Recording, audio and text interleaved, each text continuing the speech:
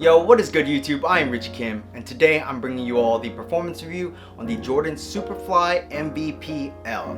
Before we get started, if you all like sneaker content just like this, do me a favor, hit that subscribe button down below. But anyways, let's get into it. As always, starting off with the traction, the Jordan Super.Fly MVP-L features this circular traction pattern where the circular traction patterns are actually segmented on the shoe into different spots, and I think that the traction is probably the best aspect of the shoe. The traction on the shoe, whether I was playing on a clean court or dusty court, I really didn't have any problems. On clean courts, these perform like fantastic, like zero problems whatsoever. On your average courts, you know, your mildly dusty to hella dusty courts, even on those, just with a light wipe, I was good to go for a few plays. This traction pattern really didn't pick up too much dust, but there is just a little bit of dust accumulation, so with that light wipe, you're good to go.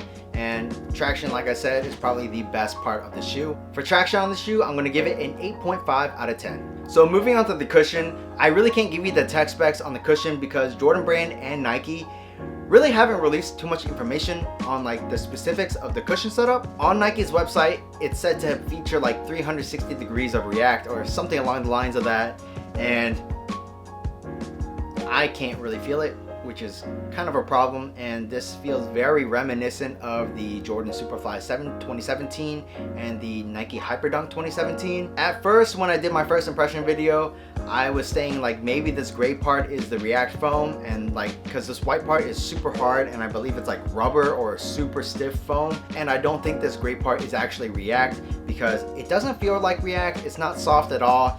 So what I believe is this is all just a carrier, and the inside is like a Nike React core, and it's pretty much the same setup as the Super.Fly 2017. And like I said in that video, the cushion was super disappointing.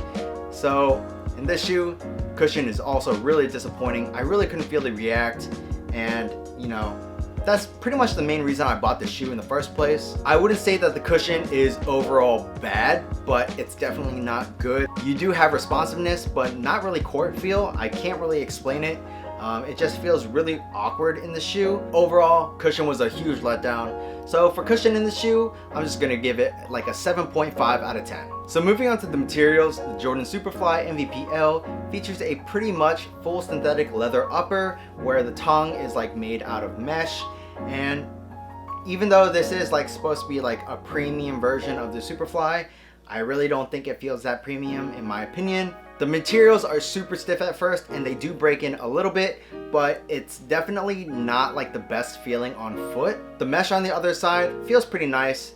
You know, it's nice and soft where you're like on the top of your foot, but the materials, like the synthetic leather materials, just don't feel too great because they are still slightly stiff, and it feels like I'm very restricted at times, which gets really annoying. Coming from like a lifestyle point of view, I think the materials are just fine, but for performance basketball, it's not my favorite. So for materials, I'm gonna give this an 8 out of 10.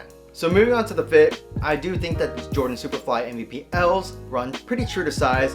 They are narrow in the forefoot, and I have a slightly wide foot. So if you guys have slightly wide feet or really wide feet, if you can, try these on in stores to find out your correct size. But if not, I would recommend going a half size up.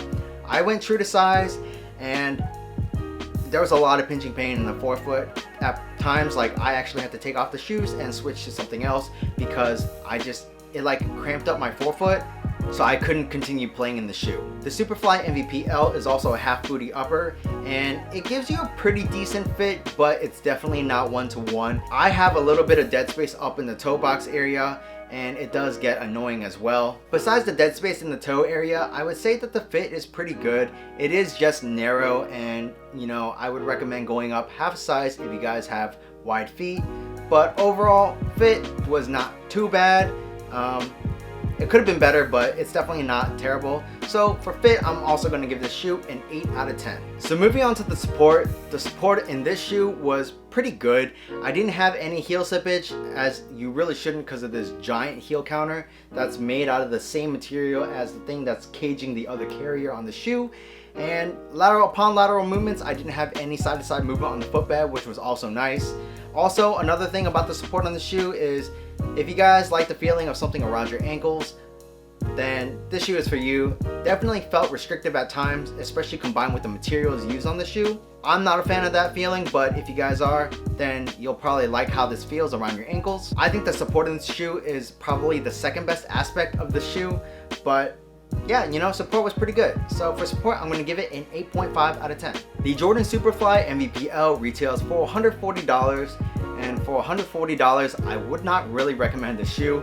I thought it felt super bulky and clunky. For me, the fit was really tight around in the forefoot area, and I wish I had gone up a half size. But at that point, it may be a little too long for me, at least. The support was really nice, and that's pretty much about it. Oh, and the traction. The traction was pretty nice, but I feel like the cushion in the shoe is a huge letdown, which is like the main reason I bought this pair of shoes.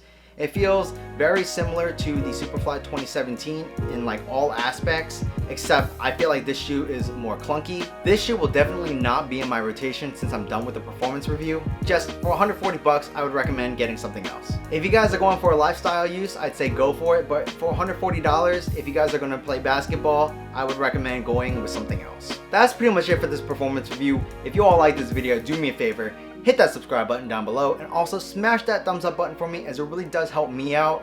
While you guys are at it, check out this video on my left and on my right, and that's pretty much it. Until next time, peace.